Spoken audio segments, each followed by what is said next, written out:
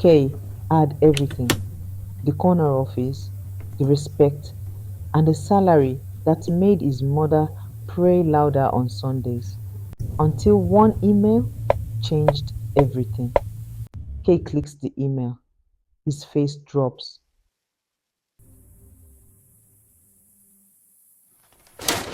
With 30 days left and no plan in sight, Kay did the only thing he knew to do. He came home, back to Ghana, back to confusion, and back to a life he thought he had outgrown.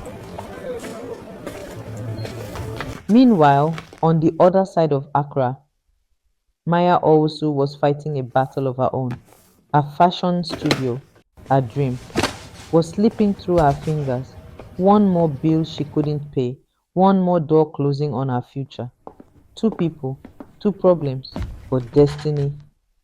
It was already writing a plot twist.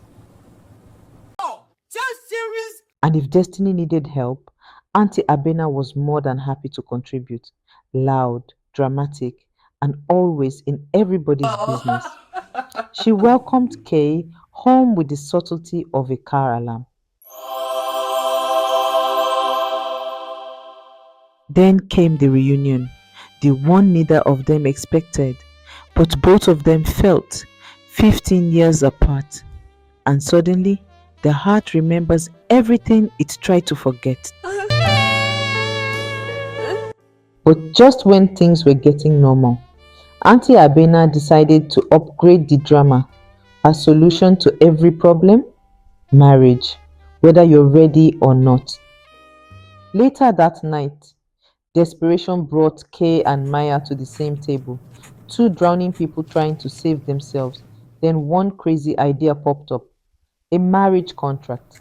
Purely business, no emotions, no expectations, and absolutely no falling in love. Simple, right? They were both lying to themselves. Maya sat calmly at the embassy desk, pen in hand. Across from her, Kweku watched quietly, his future resting on a few sheets of paper. She read every line. She understood every consequence. And still, she signed, not because of the contract, not because of obligation, but because somewhere along the way, love had replaced the rules. Kweku smiled when the officer nodded in approval. Maya simply exhaled. She had just opened a door that could never be closed again. America welcomed them with light movement and possibility. For Kweku, everything felt new. For Maya, everything felt familiar. She led, he followed, and together they built a life that looked like answered prayers. The contract disappeared into a drawer, then into memory. Love stopped being pretend. It became routine. Morning coffee, shared jokes, arguments that ended in laughter, and then a baby. The child arrived screaming and perfect, changing the shape of their marriage overnight. Maya became everything at once: mother, provider, anchor. Kweku became quieter. Sleep disappeared. Deadlines piled up. The baby cried through the night. Hey, Maya returned to work can too we soon, just talk about not this? because she wanted I'm to, so but tired of because this. life required it. One evening, exhausted and holding her laptop in one hand and her child in the other, Maya made a decision. They needed help, not because the marriage was broken, but because the days were too full. The nanny arrived on a Monday morning. Young, soft-spoken, respectful, she followed instructions carefully. She arrived on time. She kept a distance. At first, she was invisible, just another part of the routine: drop-offs, feedings, nap times, nothing more. Maya left early. Kweku worked late. Some evenings, the nanny stayed longer than planned. She packed the baby's bag. She tidied the living room. She waited quietly while Kweku finished emails. She didn't ask questions. She didn't complain. She listened. One night, as Kweku sat alone at the dining table, staring at his laptop, the nanny spoke. "You look tired." He looked up, surprised. It wasn't flirtation. It wasn't intention. It was attention. and Kweku hadn't realized how long it had been since anyone noticed. The conversations were small at first: work, traffic, the baby's sleeping habits, then stress, then marriage, then responsibility. Kweku talked more than he should have. The nanny listened longer than she should have, and the house stayed quiet. That night did not begin with intention, it began with exhaustion. Maya was still at work. The baby had finally fallen asleep, and the nanny stayed later than planned. The house settled into silence. Kweku sat in the living room, tired, distracted, restless. The nanny finished cleaning the kitchen and walked past him, asking if there was anything else she should do before leaving. He said no, but neither of them moved. He talked about work, about pressure, about feeling like everything depended on him, but nothing belonged to him. The nanny listened. She did not stop the conversation. She did not create distance. She stayed seated across from him. When the conversation slowed, Kweku stood up. He should have ended the night. He should have walked away. Instead, he moved closer. The nanny did not leave. That was the moment the boundary broke. They crossed the line. Kweku slept with her, not because of love, not because of temptation, but because he chose to. Immediately after, the weight of it hit him. Kweku pulled away first. He avoided her eyes. He said nothing. Regret arrived faster than relief. The morning after didn't come with answers, it came with silence.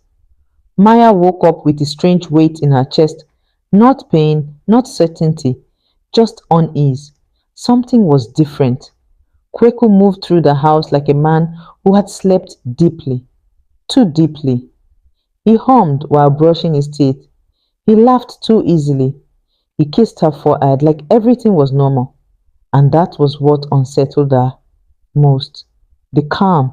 His energy felt lighter, like a burden had been released. Maya told herself she was imagining things. She told herself not to become that woman. Suspicious, anxious, always searching for meaning, so she swallowed the feeling. Days passed, life returned to routine, and whatever had shifted that night disappeared into silence. Maya didn't find out through messages or confessions. She found out through consequences. The nanny stood in front of her, shaking, apologizing before Maya even understood why. And when the words finally came, Madam, I'm pregnant, Maya felt the room tilt. In that moment, everything she had tried to ignore returned at once: the energy, the calm, the silence. She didn't need to ask who the father was. Lost had already answered for him. Maya didn't raise her voice. She didn't accuse. She didn't ask questions she already knew the answers to. She simply asked the nanny to sit down, and in that silence, the truth began to panic. Maya didn't confront him immediately. She waited for the right moment, when the house was quiet, when there were no witnesses, when excuses wouldn't have anywhere to hide. She asked him to sit down. He thought it was about something small: work, stress, distance. He was wrong. Maya looked at him for a long moment, the way you look at someone when you already know the truth and you're deciding whether they deserve to hear it gently. Is there something you need to tell me? She asked. He laughed softly, too softly. About what? That was when she knew he would lie if she gave him room. The nanny is pregnant, Maya said. The silence that followed was loud. His face changed, not slowly, instantly. He didn't ask how she knew. He didn't deny it. He just sat there, exposed. I made a mistake, he said finally. Maya nodded. No, she replied calmly. You made a series of decisions. He reached for her hand. She didn't pull away. She simply stood up. And in that moment, Kweku realized something far more frightening than anger. Maya was no longer confused. She was clear. After the confrontation, Kweku did not become quiet. He became busy. He apologized again and again, not with silence, but with effort. Flowers started arriving at Maya's office, big bouquets, notes attached, saying how sorry he was, how he had made the biggest mistake of his life. At home, he cooked meals he had never bothered to make before. He waited for her, watched her closely, asked if she was okay. On her birthday, he surprised her with a new car. He said it was a reminder of how much she meant to him. From the outside, it looked like love. But Maya understood something deeper. This was panic. Kweku was trying to fix the situation with gestures because gestures were easier than facing the truth. Maya accepted the flowers politely. She said thank you. She ate the meals he cooked, but inside her mind was somewhere else. She was thinking about the child. A child changes everything. This was not just about betrayal anymore. This was about permanence. There would be hospital visits, birthdays, school fees, emergencies. There would always be another woman in the picture. Not as a memory, but as a presence, a baby mama, someone who would forever be tied to her marriage, whether she liked it or not. Maya thought about arguments that hadn't happened yet, about boundaries that would be crossed, about explanations she would have to give to family, to friends, to herself. She imagined holidays interrupted by phone calls, decisions that would never be made by just two people again, and she realized something slowly, painfully clear. If she stayed, she would spend her life managing a situation she did not create.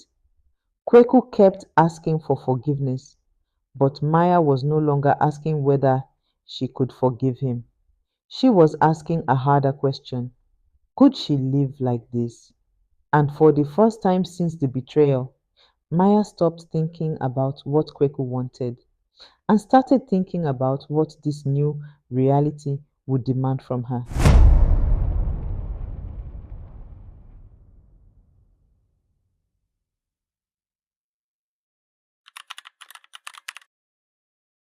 The moment Maya pulled the suitcase from under the bed, the atmosphere in the house changed.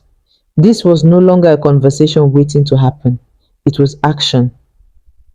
Kweku was still at home when he heard the sound of the zipper. He paused, confused at first, and then walked toward the bedroom doorway. When he saw the suitcase open on the bed, his expression shifted from uncertainty to alarm. He asked her what she was doing, already sensing that the answer would not be one he wanted to hear. Maya did not stop packing when she replied. She told him she was leaving, and the finality in her voice removed any room for negotiation. Kweku reacted the way people often do when reality arrives faster than expected. He laughed briefly, dismissed the moment, and insisted they could still fix things. He spoke Enough! about Let counseling, me go! boundaries, and change, as though planning could undo what had already been done. Maya continued packing, focused and deliberate. She listened without responding, while he explained how he intended to manage the situation going forward. He said the child would not affect their marriage. He said the other woman would respect boundaries. He said this did not have to end everything.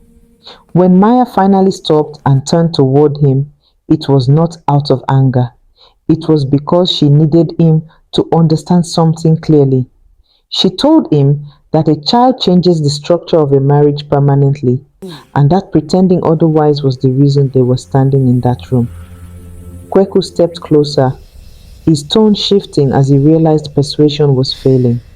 He accused her of giving up too easily and asked if she was prepared to abandon their marriage over a situation that could still be managed.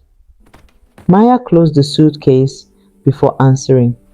She told him she was not abandoning anything. She explained that she was It's just choosing not to something I remain need in a to do for marriage myself right where now. she would be To required do to this. constantly adjust It's important herself for me. to accommodate It's consequences she important for did me. not create. The It's important for conversation me. ended there, not because there was nothing left to say, but because the decision had already been made. Maya lifted the suitcase, walked past him, and left the room without waiting for permission or reassurance. Kweku remained where he was, forced to confront the difference between regret and consequence. The sound of the door closing behind Maya made it clear that apologies were no longer enough to keep her in place. When Maya left the house, she did not hesitate or turn back. She drove with purpose, already knowing where she was going. This was not an emotional escape. It was a decision she had been preparing herself to make long before she packed a suitcase. She did not go to her parents' home or to a friend's guest room. She went to an apartment she had secured months earlier, when she first began to realize that her marriage was becoming unstable. At the time, she had told herself it was simply a precaution. Now it became her exit. The apartment was small but orderly. It was quiet in a way that felt unfamiliar at first. There were no reminders of arguments, no tension in the air, no need to explain herself to anyone. Maya unpacked slowly and deliberately, aware that this space represented a life she would now have to manage on her own terms. The first few days were difficult, not because she doubted her decision, but because endings carry weight even when they are necessary. She cried occasionally, slept irregularly, and moved through her routines with caution. However, she also noticed something unexpected. Her mind was calmer. She no longer felt the constant pressure of monitoring another person's choices or preparing herself for disappointment. Kweku called repeatedly. At first, his calls were apologetic. When that failed, they became defensive. He argued that she was being unreasonable, that many women lived with similar situations, and that she was walking away from something that could still be repaired. Maya listened, but she no longer felt compelled to respond. Eventually, she stopped answering altogether. As weeks passed, Maya resumed parts of her life that had quietly disappeared during her marriage. She focused on her work, reconnected with friends without having to explain herself repeatedly, and began making plans without considering how they might conflict with someone else's obligations. The shift became clearer when legal and financial matters were addressed.